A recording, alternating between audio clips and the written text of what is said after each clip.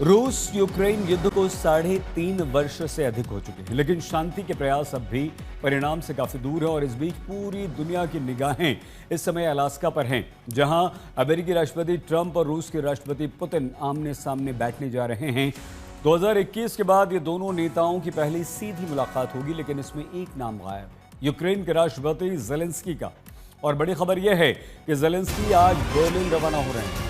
यहाँ वो यूरोप के नेताओं से मिलेंगे और फिर ज़ेलेंस्की और यूरोप के नेता राष्ट्रपति ट्रंप से वीडियो कॉन्फ्रेंसिंग के द्वारा बातचीत करेंगे। ज़ेलेंस्की और यूरोप के नेता ट्रंप को ये बताना चाहते हैं कि यूक्रेन को लेकर कोई भी निर्णय यूक्रेन के हितों के विरुद्ध नहीं होना चाहिए।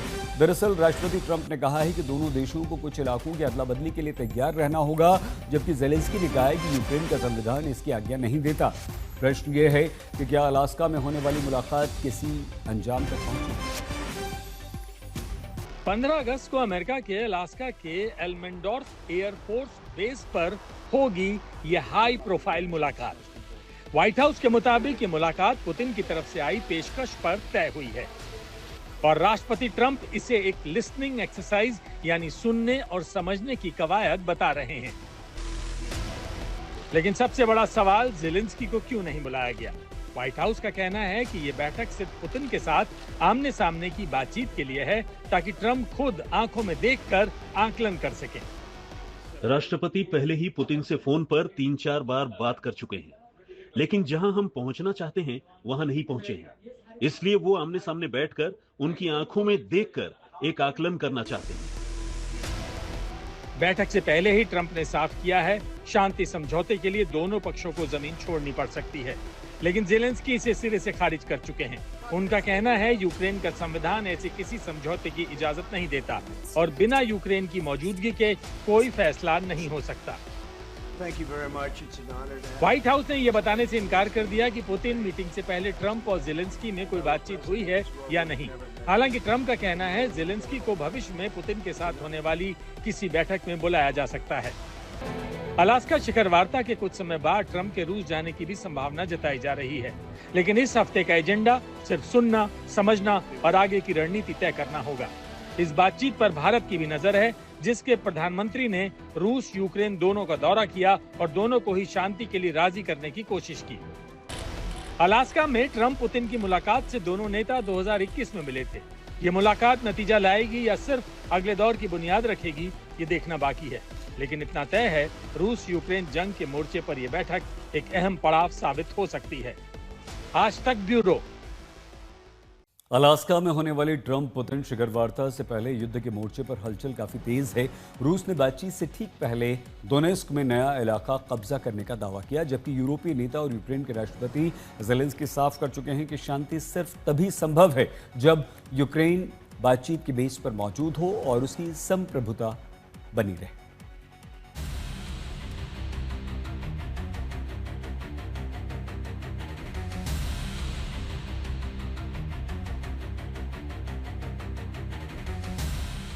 ट्रंप पुतिन की मुलाकात से पहले रूस ने यूक्रेन पर हमले तेज कर दिए हैं। उसका इरादा कम से कम समय में यूक्रेन के ज्यादा से ज्यादा इलाके को अपने कब्जे में लेने का है। रूस के रक्षा मंत्रालय ने दावा किया है कि उसकी सेनाओं ने डोनेट्स्क की एक और बस्ती पर कब्जा कर लिया है।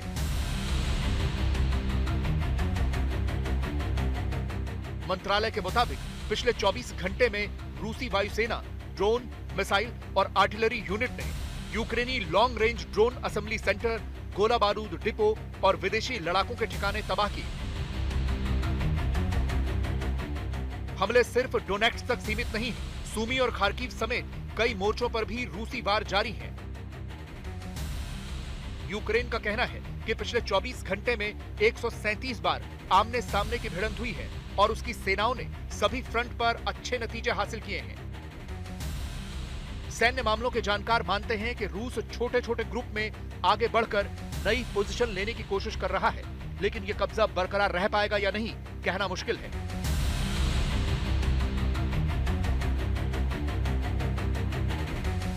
डीप स्टेट नाम के मॉनिटरिंग चैनल का दावा है कि रूस ने यूक्रेन की डिफेंस में गैप का पता लगाकर गहराई तक घुसपैठ की है। इसी बीच यूक्रेनी सेना ने रूस के निजनी नोवगोरोद स्थित एक अहम मिसाइल कंपोनेंट प्लांट पर लंबी दूरी के ड्रोन से हमला कर दिया। 4 दिन में दूसरी बार यूक्रेन ने रूस के तातारस्तान में भी ड्रोन वेयरहाउस को निशाना बनाया है। यूरोपीय यूनियन के नेताओं ने ट्रंप पुतिन मुलाकात से पहले साफ संदेश दिया है कि यूक्रेन को अपना भविष्य खुद तय करने की आजादी होनी चाहिए। हंगरी को छोड़कर सभी ईयू देशों ने संयुक्त बयान में कहा कि सच्ची बातचीत सिर्फ युद्ध विराम या हिंसा में कमी के माहौल में ही हो सकती है। ज़ेलेंस्की ने राष्ट्रपति एर्दोआन से बात करने के बाद चेताया कि अन्यायपूर्ण शांति टिक नहीं पाएगी। उनका कहना है कि संप्रभुता और क्षेत्रीय अखंडता से समझौता नहीं होगा और मेज पर यूक्रेन के बिना कोई फैसला नहीं हो सकता। यूरोपीय नेता और ज़ेलेंस्की ट्रंप पुतिन मीटिंग से 2 दिन पहले यानी आज ट्रंप से वर्चुअल बातचीत करेंगे ताकि अपनी चिंताओं को रख सकें। अलास्का में होने वाली ट्रंप पुतिन बैठक से पहले रूस ने मोर्चे पर दबाव बढ़ाने की कोशिश की है और यूरोप के साथ यूक्रेन भी अपनी शर्तें और रेड लाइन साफ कर चुका है। नजरें अलास्का पर टिकी हैं, जहां यह फैसला होगा कि युद्ध थमेगा या जारी रहेगा। आज तक ब्यूरो।